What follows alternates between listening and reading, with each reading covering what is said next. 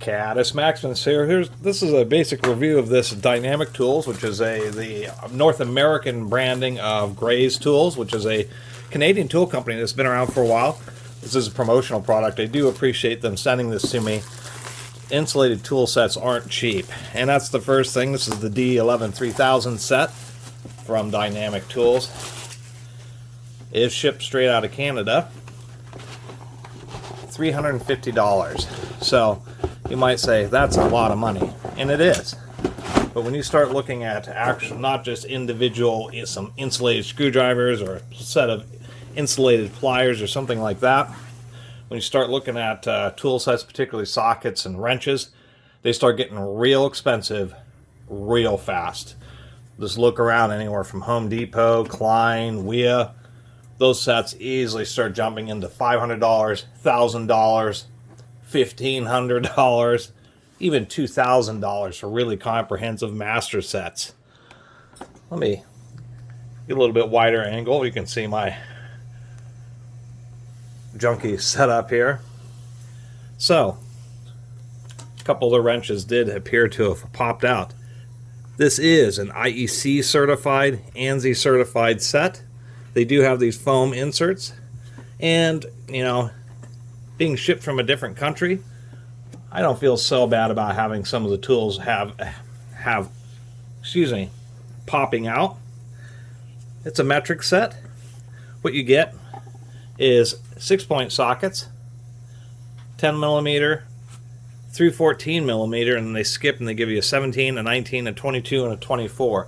Many of these sizes, 11 millimeters and 9/16, such as 13 millimeters and ½ inch, 11 millimeters and 7/16, 13 millimeters and ½ inch, 14 millimeters and 9/16, 7 millimeters and 11/16, of course 3/4 inch and 19 millimeter. Many of those sizes can work in both situations, and they are ever expanding this set. But this is a brand new set, and it's one of the first that actually has the Dynamic Tools branding. I'm in a wide angle mode, that's why my focus is not working so great. Once again, 28 pieces. So I'm going to have to tilt it like this. You get 4 slot heads, and their advertising is 3.5, 4, 5.5, and 6.5 millimeter wide blades, and then numbers 0, 1, and 2 Phillips. The only thing I find odd is that they don't include a 10 millimeter open-end insulated wrench, but they do have an 11, 12, 13, 14, 17, and 19.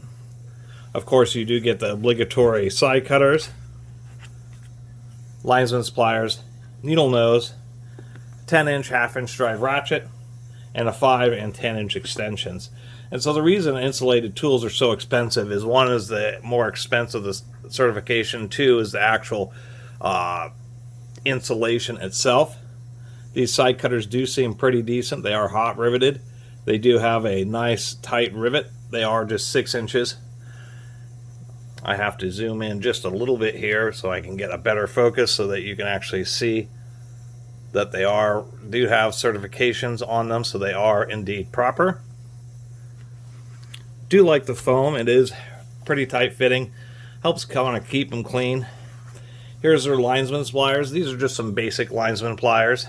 They are laser etched, and taking a close look at them, I don't believe they're coated, but there may be a thin plastic coating, which channel lock many brands have been doing nowadays to attempt to reduce corrosion. Pretty nice manufacturing there, at least good broaching on the teeth. Side cutters in there as well. They are pretty basic tools. It's just the fact that, once again, they are all reasonably well made. If we take a look at the needle nose, pretty decent tips on these. They are aligned, they are pretty even, so it's not like they overground on one side. These are Taiwanese made, but they definitely have some good insistence on quality control, and that's what I've been noticing about the Gray's tools. Needle nose do have they're not just straight needle nose, they also have a kind of a coarse multi-use area, as well as side cutters, linear teeth. Kind of would have liked to have seen crosshatch teeth, but that's only a minor gripe. As far as the rest of the sockets are concerned, they are decent sockets. It's just a whole expense of having a socket and then making these plastic covers that they put over the sockets. And I don't know if they're overmolded. They certainly, as far as, you know, being able just to push it out with my finger, I'm not able to do that. Once again, certifications and how they do socket sets that are insulated. As you can see, this is deeply recessed. Here's the square. These are locking extensions, which I do appreciate. Last thing you want to do when you're working, you know, industrial electrician, which is what a set like this would really be intended for. Last thing you want to be is digging around some kind of generator, large motors, machinery and equipment, and have the socket get caught among some wires, which many places that's where you're going to be using these, and have it fall off. So I actually do like that it's a locking extension. Put that in there. It locks in, and so how the electrical rating works is you have this large convolution to where all the metal area is actually well nested among the plastic. Once again, 5-inch extension, 10-inch extension, same deal there. And of course the ratchet is going to be an example of bulkiness, because when you actually want to have an electrically certified 1,000-volt ratchet, there's going to have it's going to be a ratchet, so you're going to want it to be strong, so it's going to have to have a steel core. And in order to meet that electrical rating, you're just going to have to throw a heck of a lot of insulation around it, around every part. The quick release lever, the reverse lever here. Obviously, this is not a ratchet that can be taken apart. Listening to the sound of this ratchet, I bet if I put it in the middle, it will freewheel.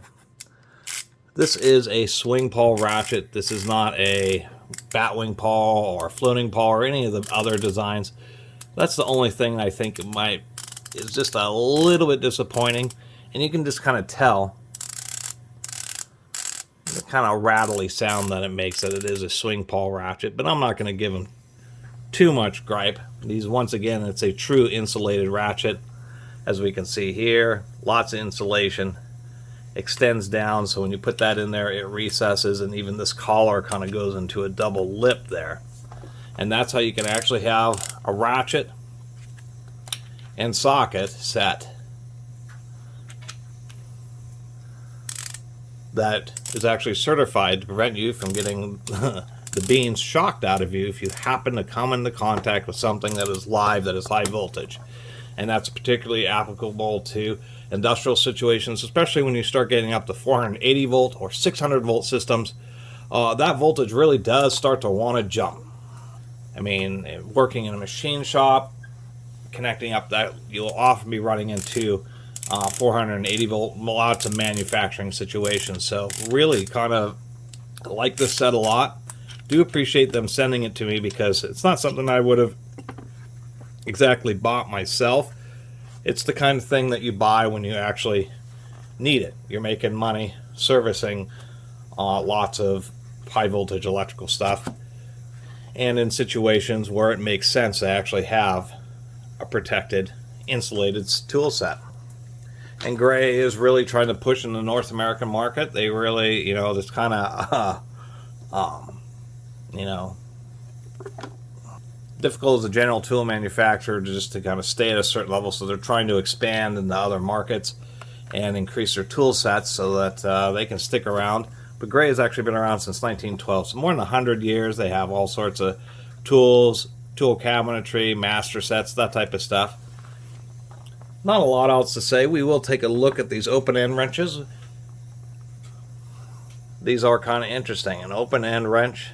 The only thing I will say about such as an insulated open-end wrench is working on fasteners. Inevitably, you're going to slip, and this plastic around this part of the wrench, you know, because when you slip, the fastener seal is going to tear it up.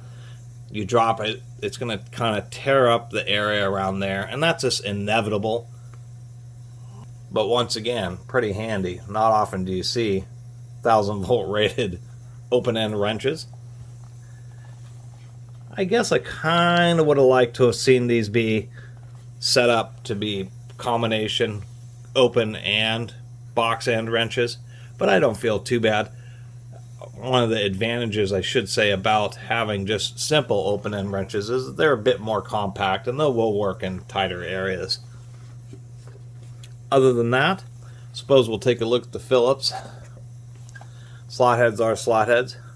These are pretty decent. The screwdrivers do have a nice overmolding. It's a little bit soft, but not as soft as I'd say traditional TPU. One thing I do like about them is they have markings on the ends. Nice stippling for extra grip. Trilobular, or they're a modified trilobular. You have 3 lobes plus additional flats, and really a good purchase on these. I like using the word purchase. A good grip. Feels good in the hand, and the nice thing about trilobular design is the fact that you just have these larger areas, so if you do have oily, greasy, sweaty hands, that you're just less likely to have them slip. Another advantage is that they are less likely to roll around. They also do have flats here to help reduce the likelihood of it rolling around. But you just have these nice flat areas where you can just get a really solid grip on any solid kind of stubborn fasteners. Tip shape really seems pretty decent. So besides that, not a whole lot else to talk about. It's a 28-piece kind of basic metric set. Here's the flathead. Tip looks just great on that too. And for anybody who is doing kind of industrial service, or an electrician who may want just more of a basic kind of do everything electrical tool set, this is actually a competitive set for what they want for it. And I think that it's pretty well thought out, because really what you're ending up with here is most of the common stuff. The most common open end wrenches, nice basic socket set, the 3 main pliers, and 7 decent screwdrivers. And these foam retaining panels can be pulled out of this case, so if you're somebody who has a toolbox, I'd rather put these in one of those stackable toolboxes or something like that, you can certainly pull these out. Other than that, the only thing I think is a little bit strange is they didn't put a Dynamics tool sticker in this area here. Once this thing is closed, you really have no idea what on earth is in here, which seems just a little bit odd. Also, the basic plastic hinge here, for how much this set weighs, that's not giving me a lot of confidence for the long term as having this case itself really stand up to abuse on the work truck. I wish they would have done just a slightly better hinge with maybe a metal pin in there and maybe some metal latches, kind of like Milwaukee and DeWalt power tool cases have. That's really the biggest gripe, is the case is just a bit cheap and probably isn't up to the standard of the tools that it contains. Anyway, I'm going to quit blabbing about this. I really do appreciate everybody who's been watching and subscribing, and I appreciate Dynamic Tools for sending this tool set along. Anyway, I'll have links in the description, and if you haven't subscribed, please do. Until next time, Catus Maximus out.